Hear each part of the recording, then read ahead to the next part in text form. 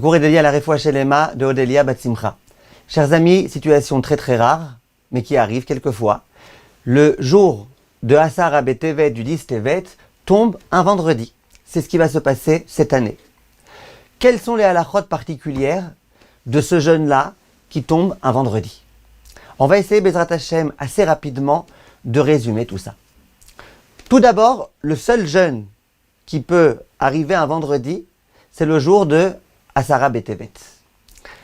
Il y a une marloquette dans la Gemara, dans Masechet Eruvin Daf Mem Aleph, quant à savoir dans un tel cas, un jeûne qui tombe le jour de vendredi. Est-ce qu'on doit jeûner jusqu'à la tombée de la nuit?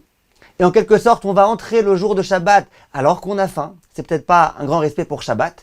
Ou est-ce qu'au contraire, on doit jeûner jusqu'à ce que Shabbat entre, plus précisément jusqu'à la sortie des étoiles?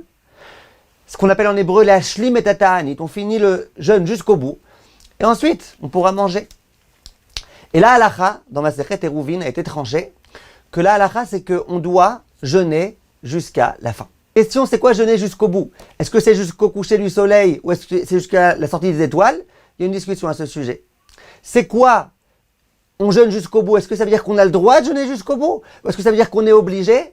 Il y a une discussion à ce sujet. Halacha le Maaseh, le Shulchan Aruch, le Rama, Siman Resh Memtet, tranche de façon explicite qu'on a le devoir de jeûner jusqu'à la sortie des étoiles. C'est-à-dire que même si tu prends Shabbat plus tôt, et tu as le droit de prendre Shabbat plus tôt, mais en tout état de cause, une chose importante, tu n'as pas le droit de manger avant la sortie des étoiles qui figure dans les calendriers. Maintenant, évidemment, sortie des étoiles, ça voudra dire que c'est déjà Shabbat.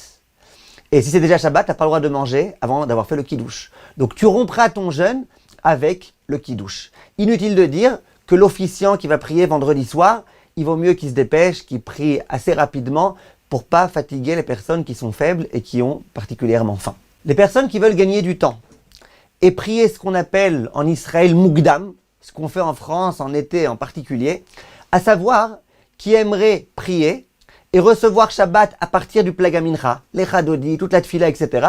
Comme ça, ils ont le temps de rentrer à la maison jusqu'à la sortie des étoiles, et dès qu'il y a la sortie des étoiles, ils procèdent au Kiddush. Les décisionnaires, ils disent qu'on peut tout à fait faire ça. De la même façon qu'on le fait en été dans beaucoup d'endroits, de la même façon on peut le faire cette fois-ci. Donc il n'y a pas de problème à prendre Shabbat sur soi plus tôt. Le seul problème, c'est que dans tous les cas, tu devras attendre la sortie des étoiles pour pouvoir procéder au Kiddush et manger. En ce qui concerne l'office de Mincha vendredi après-midi, c'est un office de Mincha habituel, de jour de jeûne, à savoir qu'on lit à la Torah. Mais il y a une seule différence, c'est que on ne dira pas les Tachanunim. On ne dira pas Ana Hashem Elokeinu Chatanu comme on ne le dit pas tous les vendredis après-midi. Donc là aussi, on ne le dira pas. Important, il faut essayer de prier Mincha un peu plus tôt que d'habitude, pour être sûr d'avoir terminé complètement Mincha et la Kriyat Torah et compagnie avant la Shkiat HaChama.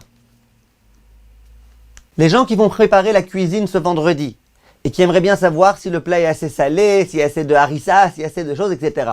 Est-ce que ça sera autorisé ou pas?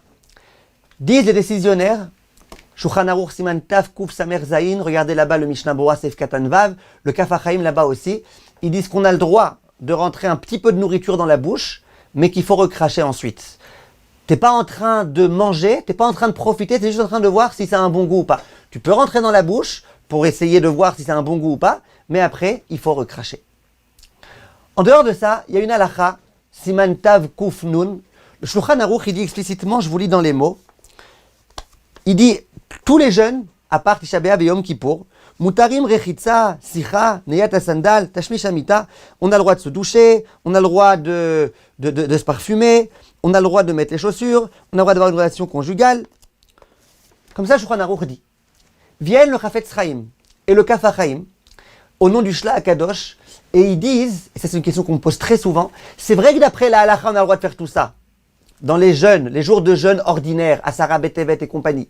Simplement, celui qui peut être mahmir, qui peut se montrer un peu plus rigoureux et réussir à ne pas faire ces choses-là, c'est le top du top, c'est le mieux. Ça veut dire quoi? C'est le top du top. Ça veut dire que le jour du jeûne, d'une façon générale, il ne faut pas prendre sa douche, il faut essayer de ne pas faire toutes ces choses-là, de ne pas se parfumer, etc., etc.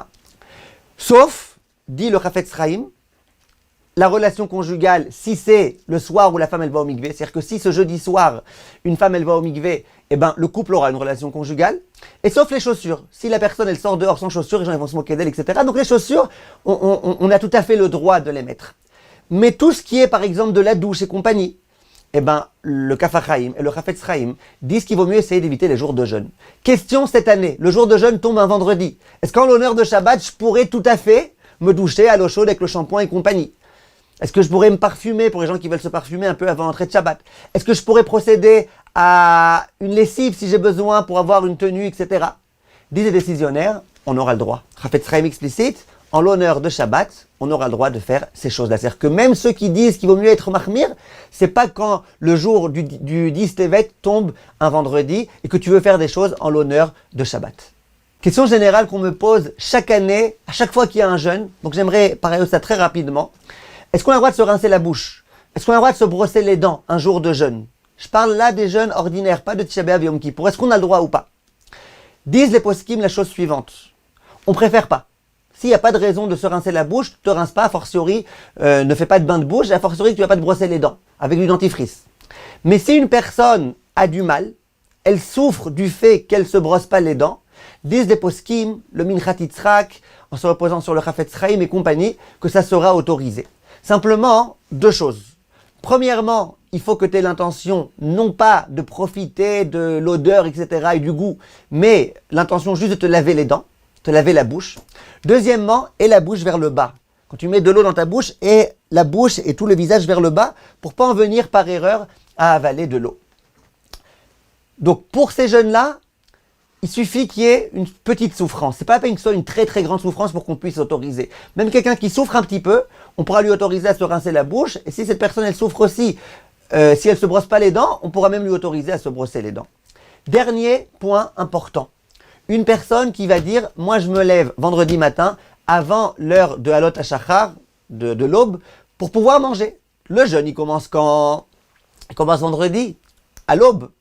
Moi j'aimerais me lever 1 heure avant et prendre un bon petit déjeuner. Alors là aussi, ceux qui veulent être mahmirim, sachez qu'il y a un Kaf HaChaim qui veut dire qu'il vaudrait mieux prendre le jeûne depuis la veille au soir, comme le jeûne de Tisha B'Av, mais bon, ça c'est une khumra, je connais quasiment personne qui fait cette khumra-là. Donc, on a le droit.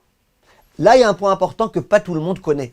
Le Shulchan Aruch Siman Tav Kuf Samer Daet écrit que dans quelle mesure, quand tu as été dormir jeudi soir, si vendredi matin, tu veux te lever avant l'aube, tu as le droit de manger, c'est uniquement si, avant d'aller dormir jeudi soir, tu as posé une condition. Que tu as dit explicitement, je compte ne pas recevoir le jeûne sur moi parce que je vais me lever demain matin. Si quelqu'un a été dormir et qu'il n'a pas posé cette condition, il n'aura pas le droit de manger le lendemain. Concernant le fait de boire, le Rama il veut autoriser, le Chafetz Chaim il n'est pas très chaud, mais en tous les cas, manger on n'aura pas le droit. Donc s'il vous plaît mes chers amis, si vous comptez aller dormir jeudi soir et que vous voulez vous lever vendredi matin, avant d'aller dormir, vous pouvez même si vous voulez 1 heure ou 2 heures avant, mais l'essentiel c'est de ne pas aller dormir sans avoir posé explicitement de préférence cette condition, je compte ne pas recevoir le jeûne sur moi. Be'ezrat Hashem, que ces halachot-là, on n'ait pas besoin de les appliquer, que le Beth Amikdash soit reconstruit d'ici là, Be'atzlacha et de bonnes nouvelles.